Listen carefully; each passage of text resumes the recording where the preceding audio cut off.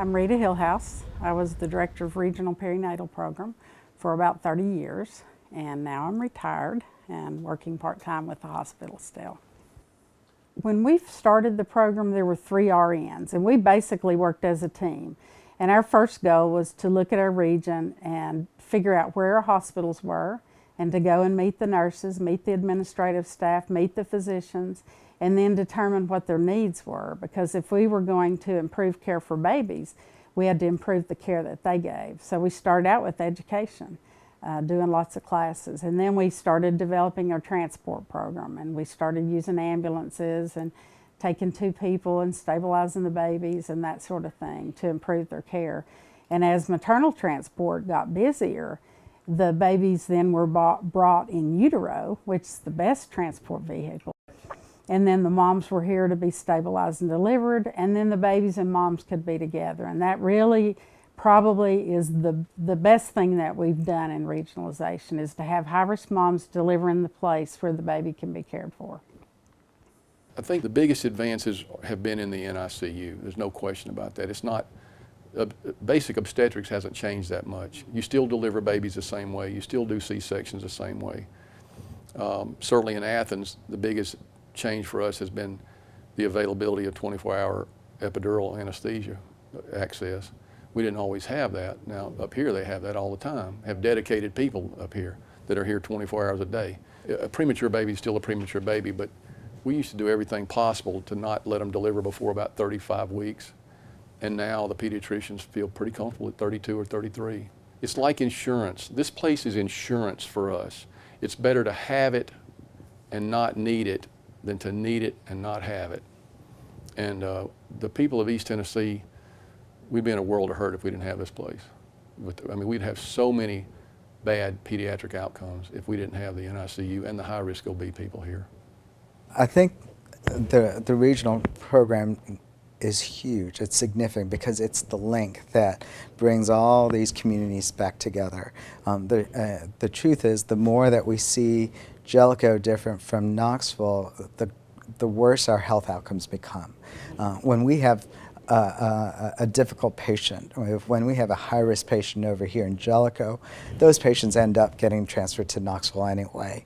And it just makes sense for us to really do a good job of networking, linking up earlier, making sure that all of our ducks are in a row, making sure that we're communicating. And that's what this perinatal center does for us, is that they're helping us link together and stay on the same page together. But more than ever, it's helping us partner better for the health outcomes of our patients and for our communities.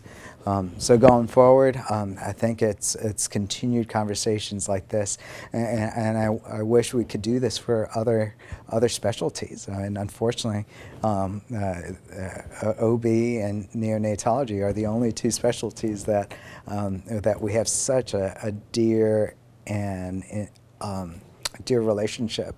But as we see this, the perinatal program needs to be an example for us to follow, for us to do a better job of linking different specialists with primary care docs, primary care hospitals in rural communities, and trying to figure out how do we get us closer, how do we narrow that divide.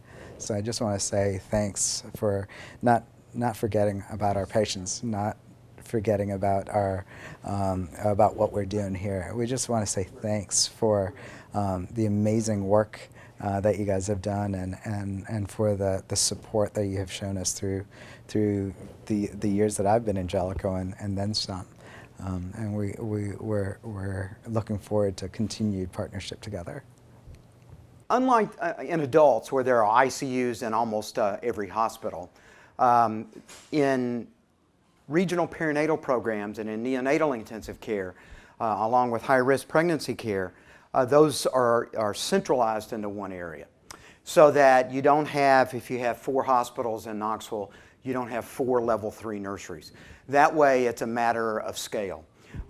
You have people that deal with sick mothers and babies every day. You have people that can get very experienced with that. You can have all the subspecialties and all the other things that's necessary to take care of these critically ill mothers and babies. I think that it is so effective because of the people that have been involved in it. I think that the people that have been involved in it have been on the cutting edge of neonatal and critical care obstetrical medicine. I think the state has bought into that, has supported it through the years, that we have brought together mothers and babies in these units, and the care has dramatically improved. Just in the time that I've been in Tennessee, our infant mortality rate has dropped dramatically from the 10 to 12 range to the 6.8 range.